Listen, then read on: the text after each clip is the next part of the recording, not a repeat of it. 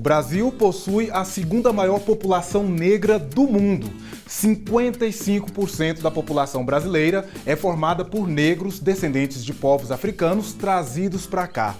Mas mesmo sendo uma maioria populacional, os negros ainda são uma minoria quando o assunto é representatividade nos espaços de poder. A formação de uma identidade negra no país também é algo muito recente. E para entender um pouco mais sobre o que é ser negro no Brasil, nós convidamos aqui no estúdio do Se Liga Pedro Barbosa, professor do curso de História da Regional de Jataí, da Universidade Federal de Goiás. Pode chegar para cá, professor, seja bem-vindo ao Se Liga. Olá, Marcelo. Tudo bem? Fique à vontade. Professor, para a gente começar o nosso bate-papo, diz pra gente, quando que surge um movimento negro organizado aqui no Brasil? Bom, Marcelo, cumprimentando já os telespectadores que estão nos assistindo nesse momento em casa, então há uma questão muito controvertida nessa pergunta. Quando é que os negros começam a se organizar neste país para lutar contra a opressão? Eles começam já em África e no transatlântico não é diferente. Que nós pegarmos, por exemplo, algumas literaturas, como do Clóvis Moura, aponta para isso, que o negro sempre foi um ser que se organizou contra a opressão. Então, passando pelo Brasil colônia, o Brasil império e hoje república, o negro continua sendo aquele que organiza o seu segmento étnico-racial e também agrega todos os outros segmentos que, mesmo não sendo negro, está numa condição de oprimido, como LGBT, os povos indígenas, enfim, uma série de segmentos sociais que infelizmente continua fora das instâncias de poder e das instâncias de representatividade neste país. Então, historicamente, essa luta, o início dessa luta e essa resistência dos povos afro-brasileiros, elas começam quase que antes da formação do próprio país mesmo.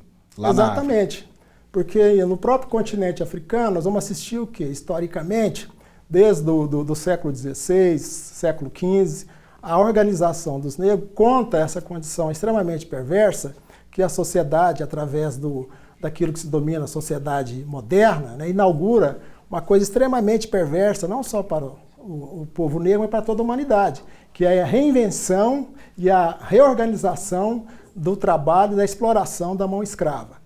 Então, evidentemente, que teve segmentos negros em África que já se organizava contra essa condição de captura, essa condição desse tráfico, desse transatlântico que se formou a partir do século XV, forçando essa população negra, tirada de África numa condição extremamente impositiva, nós denominamos diáspora, porque foi uma imigração extremamente forçada diante de uma cadeia internacional do comércio internacional naquele momento.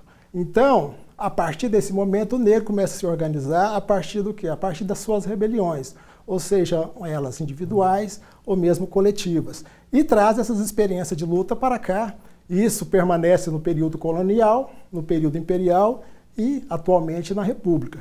Lembrando que, inclusive, neste período colonial, onde foi oficializado, quase já no final do século XVI, o regime escravocrata brasileiro, os negros se rebelaram e formaram sociedades alternativas como os quilombos, que foram formados uma infinidade, centenas e centenas de quilombos no país. Perfeito. Professor, já a gente continua falando mais sobre esse assunto, porque agora nós vamos até a Faculdade de História conhecer um pouco sobre o Colóquio Machado de Assis 180 anos, que teve como tema as abordagens históricas da literatura, tratando de diversos temas relacionados à vida e à obra do escritor.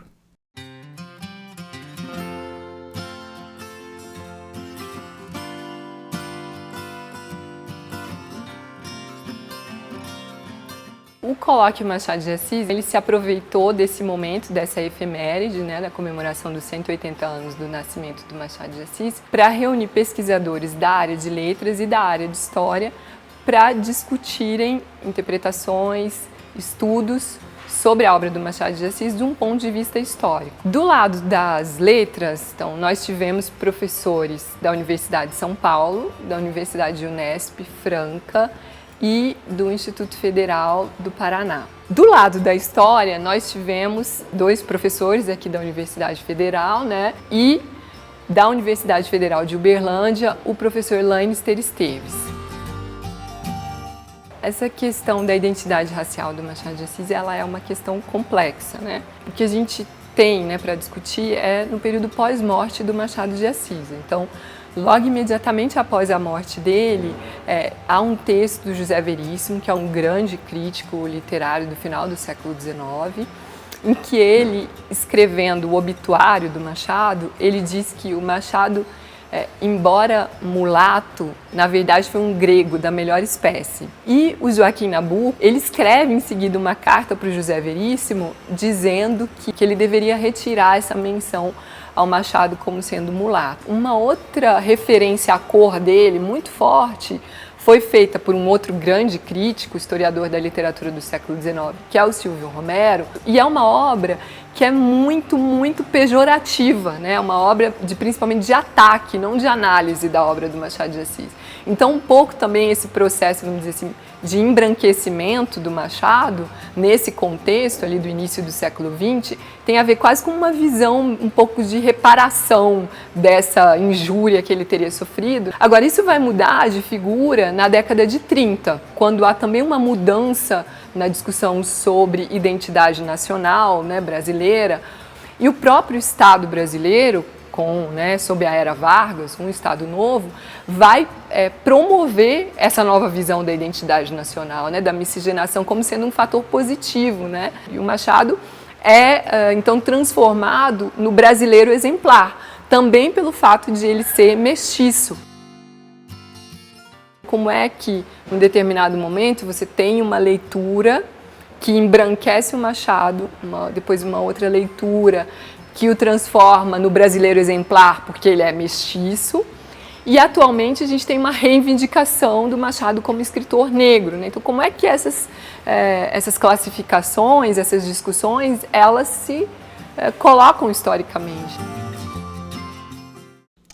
Muito bem. Bom, professor, a matéria ela fala aí do branqueamento ou do embranquecimento, né, de personagens históricos que nós temos, e isso acontece também no cinema. Eu queria que o senhor falasse um pouquinho mais sobre como é esse processo, né, desse embranquecimento de personagens e figuras que são negras, mas que são retratadas como personagens com a pele clara. Então, tem que fazer um resgate do ponto de vista científico. Nós vamos falar do quê? Do racismo científico. Esse racismo científico, que é aplicado no Brasil até hoje, ele é importado das escolas europeias, principalmente das escolas francesas, das escolas inglesas, escolas alemãs, através de estudos antropológicos, através da medicina positivista, introduz esse racismo científico nessas escolas. E a elite brasileira, evidentemente, foi influenciada por essas escolas, porque os filhos da elite saíam do nosso país para estudar em Europa. E lá, evidentemente, eles assimilaram essas teorias científicas denominadas racialistas. Então, eles trazem isso para cá. Eles trazem isso para cá, inclusive, com uma dose extremamente perversa de preconceito, de racismo e da própria discriminação racial.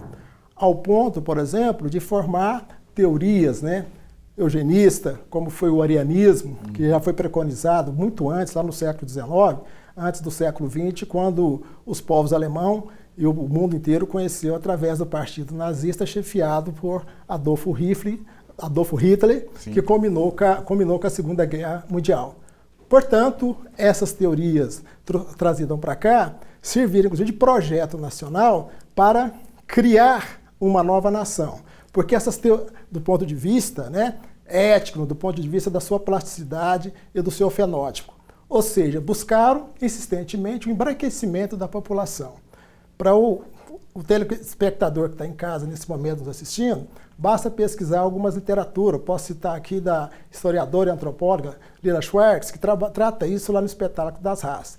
No Brasil, essas teorias são assimiladas pelas escolas também aqui, que foram formadas a partir também do século XIX.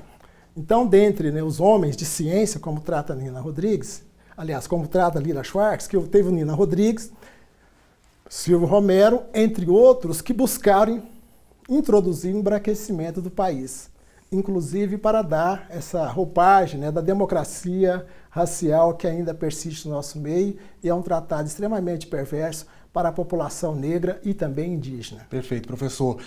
A respeito disso que o senhor falou, eu quero te fazer mais uma pergunta, mas vou fazer daqui a pouquinho, vou fazer uma pequena pausa aqui na nossa conversa, porque o Se Liga vai para um breve intervalo e retorna logo em seguida. Fique com a gente. Você sabia que a UFG possui um centro de empreendedorismo e incubação?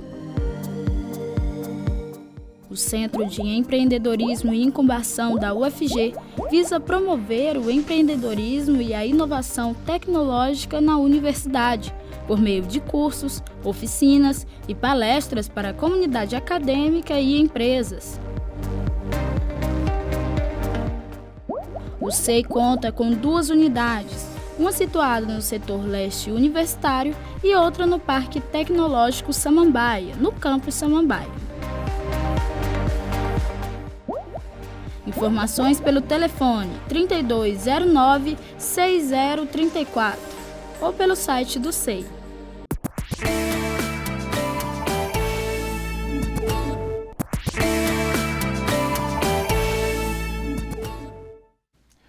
Estamos de volta hoje falando sobre identidade negra. Bom, professor, nós encerramos o bloco anterior falando sobre embranquecimento de alguns personagens históricos, né? E o senhor trouxe aí o racismo científico, né? Sim. Talvez quem está nos assistindo pode pensar que isso é algo que está tão no passado, mas a gente vê o reflexo disso hoje na publicidade ou no cinema, por exemplo, né? Quando a gente tem poucos personagens negros ou poucos negros atuando nesses espaços. Sim, é um dos grandes problemas. Então, gostaria de resgatar aquela primeira pergunta que você me fez sobre a organização do movimento negro brasileiro. A partir da República, mais especificamente a partir de 1945, é criada aqui o TEM, Teatro Experimental do Negro, sob a liderança de Abdias Nascimento. Então, o que o Abdias Nascimento buscou? Abdias Nascimento buscou justamente questionar para questões relacionadas aos meios de comunicação, aos meios de entretenimento, aos meios artísticos, a presença do negro para representar a si mesmo. Porque algumas peças teatrais, onde focava, por exemplo, a questão da história do Brasil, colocando a questão da escravidão, então um ator branco era pintado de negro ou de preto para representar o negro. O que o Abdias Nascimento, que é uma grande sacada, ele realiza? Que esses personagens deveria ser representado pelo negro, o negro ator. Além disso, né, enquanto sujeito negro, não representar só essa história da sua escravidão, mas também a história anterior à sua condição de escravo. Porque os negros que vieram para o Brasil, eles não nasceram escravos, eles foram escravizados dentro do sistema do regime da sociedade escravocrata brasileira. Então, esses negros atores começaram a representar os reis, as rainhas, né?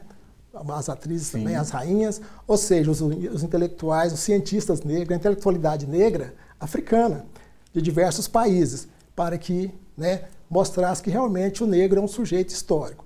Então, essa questão nós chamamos de movimento hoje mais atual, movimento negritude, que é a questão da identidade. O negro buscar fazer a contranarrativa dessa condição e dessa imposição violenta que é transformar o negro, né, num processo de embranquecimento.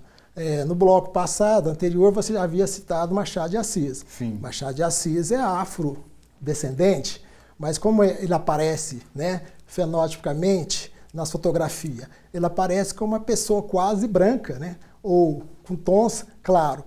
E isso ainda, né, continua habitando o nosso cotidiano, porque muitos atores e atrizes que são de pigmentação da pele negra, eles passam um processo de maquiagem para sofrer um processo, inclusive, de clareamento da sua pele. Sim. Professor, o senhor falou aí de cientista negro. Eu queria que o senhor falasse também sobre a importância da produção científica desses estudos africanos e afro-brasileiros feita por pesquisadores negros. O senhor, inclusive, trouxe até um livro que o senhor produziu a respeito desse tema, né, dentro dessa temática. Então, na verdade, esse livro nosso aqui, o resultado, inclusive nossa pesquisa de doutorado, ele trata justamente da organização cultural, política e social da população negra brasileira. Então, ele fala do movimento social negro brasileiro, desde da colonização, passando pelo período imperial até a República. inclusive trabalhando as questões mais polêmicas da atualidade sobre a questão da população negra brasileira. Então, a importância do intelectual negro é aquilo que um filósofo e cientista político italiano fala, embora branco, mas fala com muita propriedade, que é o Antônio Gramsci. O intelectual orgânico. O que seria intelectual orgânico? Aquele que vai falar a partir dele e a partir da sua experiência histórica enquanto indivíduo, enquanto sujeito.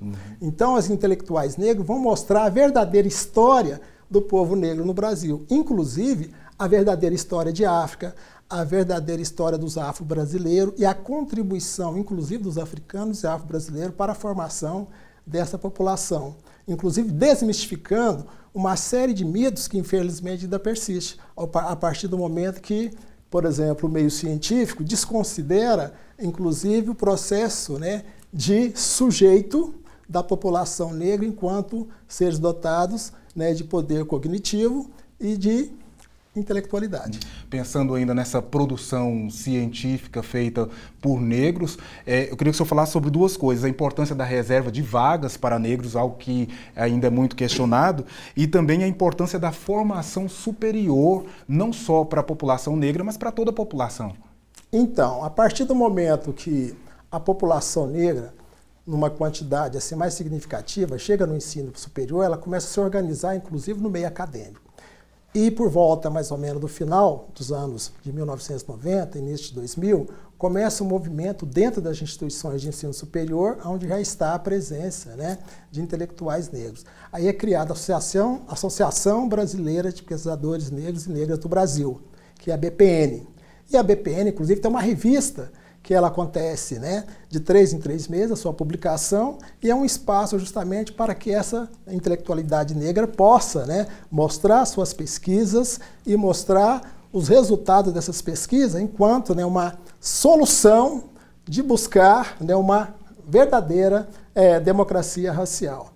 Então, a importância dessa questão da reserva de vagas é uma conquista histórica do movimento social brasileiro, que inclusive nós consideramos muito tímida. Você já citou que a população negra brasileira hoje é mais de 50%, é a segunda população deste país. Inclusive existe aí uma crítica em relação a esse contexto, porque os norte-americanos, os afro-norte-americanos, já têm uma reserva de 20% de vagas nos ensinos superior e nas instâncias de poder dentro do Estado. E eles são só em torno de 14% da população. E nós somos mais de 50%. Então, esse número é muito insignificante diante da demanda histórica da população negra.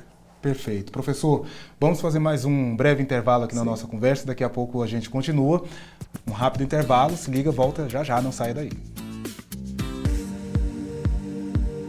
Você sabia que as revistas da UFG estão disponíveis online? Buscando democratizar o livre acesso à produção científica, o portal de periódicos da UFG reúne em meio digital as publicações de todas as unidades acadêmicas da universidade. O portal é um projeto da Pró-Reitoria de Pós-Graduação em parceria com a Biblioteca Central da Universidade, que fica no campus Samambaia. Informações pelos telefones 3521 1279 e 3521 1183 ou pelo site do portal.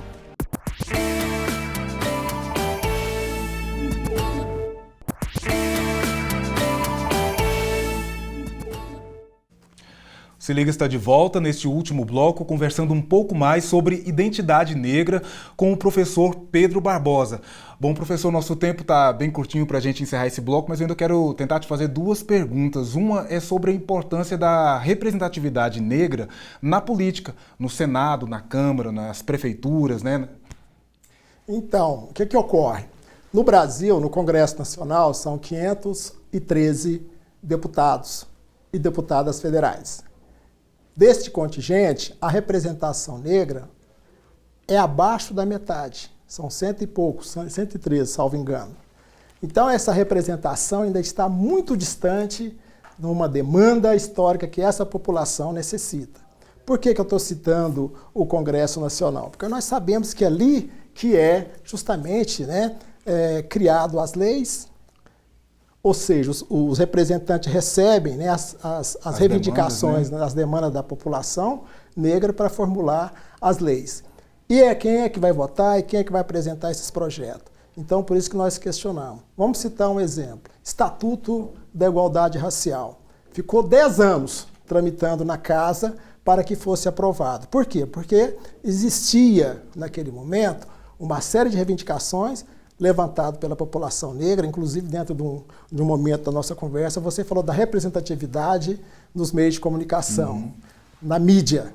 Então, as grandes empresas midiáticas fizeram um lobby para que não fosse aprovado a participação de 20%.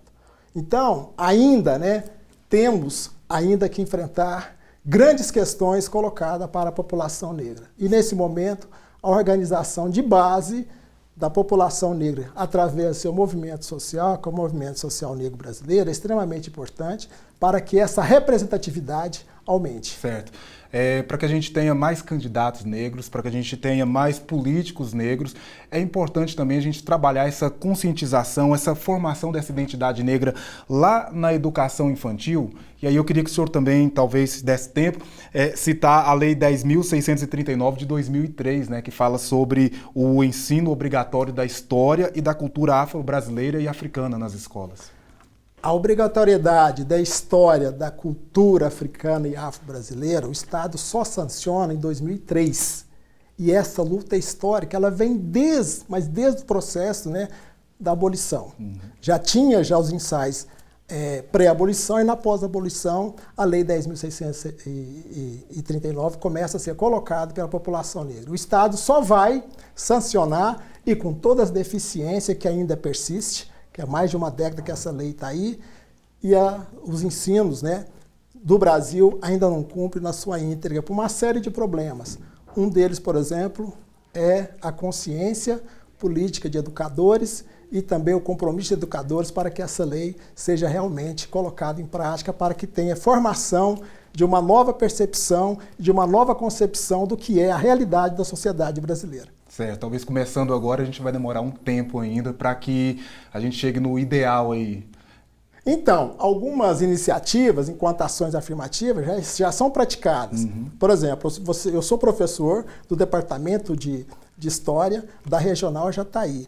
E a vaga que eu entrei foi justamente para que seja, né, formado novos, né, mentalidades intelectuais de acordo com as necessidades da Lei 10.639, que é História e Cultura Africana e Afro-Brasileira, e também de Direitos Humanos, diante de um contexto geral que nós vivemos hoje, que é o contexto da globalização. Perfeito. Professor, muito obrigado por sua participação aqui no Se Liga. Espero que o senhor venha mais vezes de Jataí para conversar conosco. Nós que agradecemos a oportunidade, estamos sempre abertos. Eu gostaria só de dar um recado aqui rapidamente, que em Jataí, na regional, nós já estamos criando lá um núcleo de estudos afro-brasileiros e indígenas, justamente para ampliar essas ações afirmativas dentro das instâncias, né, de formação e também de produção do conhecimento, que são as universidades brasileiras. Perfeito. Bom, no Vida no Campus de hoje nós vamos conhecer um pouco da trajetória da professora Ina e seu trabalho com ecologia, biodiversidade e recursos hídricos aqui na Universidade Federal de Goiás. Vamos lá?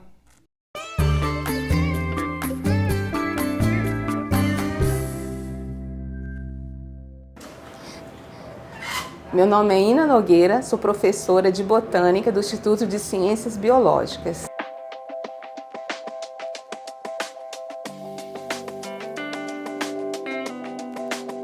Eu me encantei pela biologia ainda no ensino fundamental. Eu tive excelentes professores de ciência, os quais me deram essa motivação para eu fazer ciências biológicas. Meu mestrado, principalmente, ele vem através de um professor na universidade que me estimulou muito a fazer essa área. O primeiro contato com a UFG foi através do edital de concurso. Eu cheguei na UFG já tem um tempinho, tem 26 anos de UFG, né? Eu cheguei numa época em que as condições universitárias não eram muito boas, eram bastante precárias, né? Então tive muito problema inicialmente com questão de microscopia para trabalhar. Então foi uma trajetória nos primeiros 10 anos bastante difícil. No segundo momento foi implantar um laboratório, comprar equipamentos, né? Tentar ter uma infraestrutura para você formar pessoas na sua área de pesquisa. Os novos recursos eles começaram a melhorar a partir do século XXI, né? Entrou os anos 2000, então já vieram projetos com financiamento. Eu tive um aluno meu que a gente fez estágio com cianobactérias, que é uma bactéria que faz fotossíntese, e ele foi se especializar nisso num grande centro de referência. Daí ele descreveu um gênero novo para a ciência que ele deu meu nome em homenagem a esse gênero. Então, para mim é uma honra, é como se eu estivesse recebendo de volta aquilo que eu plantei, né? De uma forma bastante feliz que eu fiquei, né? Por isso, porque a gente que está na ciência é quase que você imortalizar o seu nome para a ciência.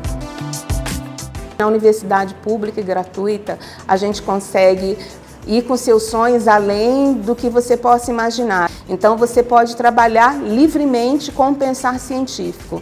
E isso para mim é fundamental, não tem preço e a gente pode beneficiar outras áreas de pesquisa a partir desse pensar livre.